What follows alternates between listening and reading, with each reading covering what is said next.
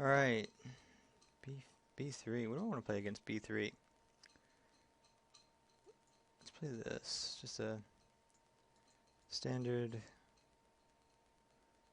Okay, and that's fine. And then we'll play for this. IQP, bishop pair type setup.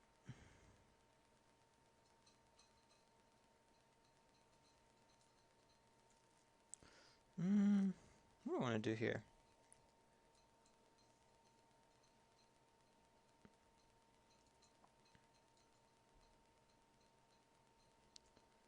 And maybe he'll develop his pieces funny.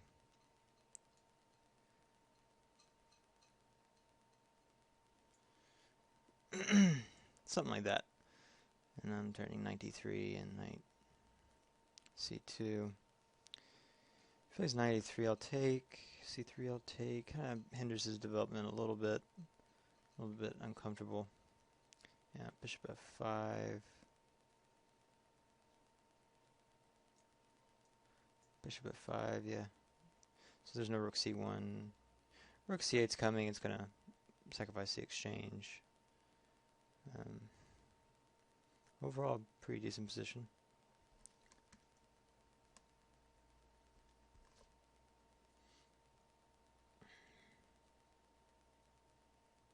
Yeah, there's bigger threats than the d pawn, so.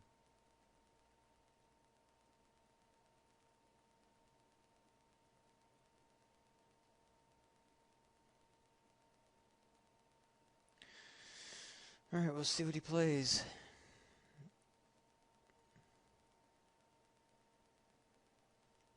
Kachetito.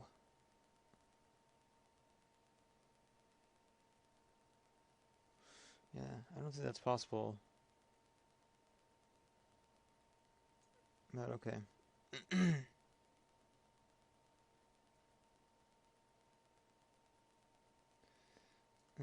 Just take it. Castle. And black's just miles better. Maybe rook c8 first just to protect the d pawn. No other reason. Also threatening the knight here. So, yeah, that looked force. Now, bishop f8 is a pretty good attacking move, actually. Starting check, winning the piece. If knight bd2, then check with the bishop. Yeah, this might be good news.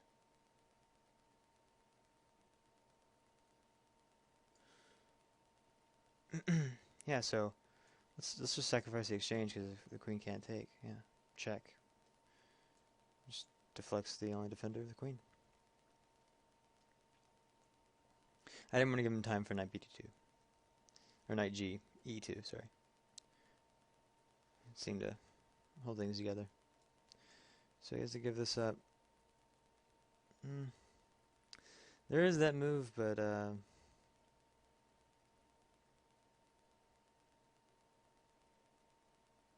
can retreat and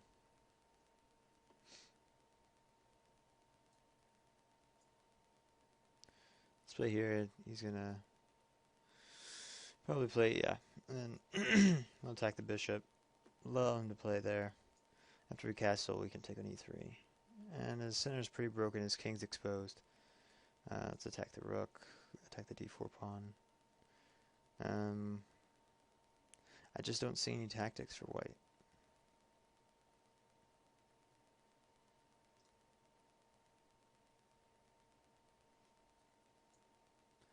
Alright, and the bishop moves here. Okay.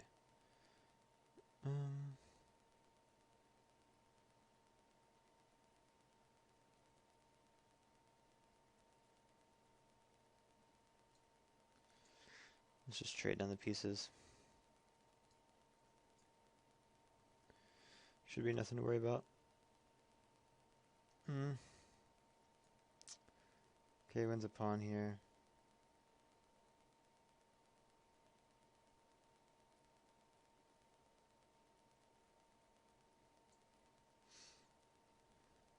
He has a knight check.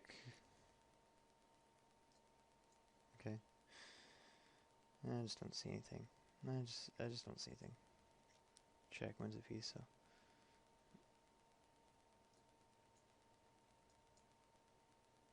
Yeah. If I were him, I would have resigned a long time ago, but okay. He's gonna make me earn it. What can I say?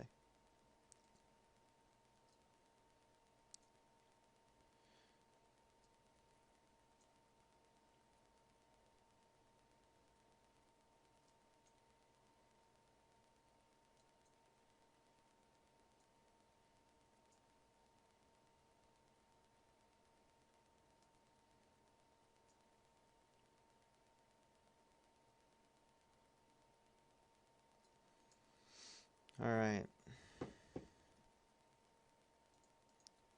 Let's take a look at that. The end of the game is kind of irrelevant.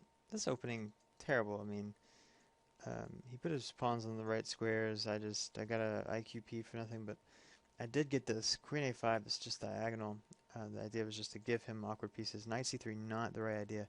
What he wants to do is play Knight E2 and just castle. Just get out of it. Knight C3 invites tactics. And Bishop F5, I mean, what do you do now? I guess Knight E2 here and castle is still a good idea. But, you know, there's no real way to stop Knight D3 check without playing Bishop F1. Maybe even a counterattack, a counter blow would be okay, but it really isn't after Knight D3 check anyways. The queen's pinned, can't take. Yeah, it's hard to say. Maybe even Knight C2 in that position. So Knight C2 here. Check, trade queens and win the rook at the end, and then when he does the same thing on this side, takes on C7, just attack the knight with king D7, and when he takes, I'm up the exchange because actually I'm up a full piece because we both lost the exchange, but his knight was captured right away, and my knight, yeah, I can come back to C2 and maybe get out to B4 again and live another day. I'll probably lose a B7 pawn in the process, probably be 2 pawns down for the piece, but all in all, probably a winning position. Rook C1 just not a defense to D3 at all. He should have played Knight E2 first and castled, like I said. So just this just loses the exchange, and yeah, open lines against the king, and now this bishop comes back to life on this open diagonal against the king, and A4 is not the right move. Knight E2 would have been probably a sufficient defense, where it would have been uncomfortable after Bishop E4 castles. You know, maybe he could play Rook C1 and slowly unwind with maybe. I'm not sure. It just seems as if you know, A4 is just a complete blunder. Even here, Knight E2 is possible because there's a pin here, so I would have to play here, and he doesn't want to lose the queen due to this discovery, so he'll play there, and okay, well, that's mate, so not possible, I guess. So A4, yeah, kind of a bad move. Like I said, Knight E2 slows down, blocks attack, and I think White will live to be, I don't know, with this pin and B5 coming, White will not survive this position, but he may last longer, and there's more room for mistakes. So this deflection, all these squares are taken by this bishop, and this bishop takes the other two.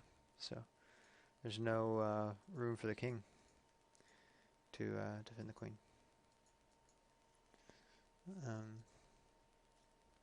Yeah, okay, and after the queen F, there's really no use in analyzing. It's just a matter of technique on how to keep the king safe and mop up the material, trade off material. There was one last trick where bishop takes, knight takes, and there's a fork on the king and queen where White would have an advantage. So material advantage of about 2 pawns, piece up, pawn down. So just don't fall for that and end up being a full queen up, and the rest is just activating the king and squeezing him out. Okay, allowing him to promote, but it's no good. There's multiple ways to mate here, and b2 is sufficient. So, all right, that's all I've got. Thanks for watching.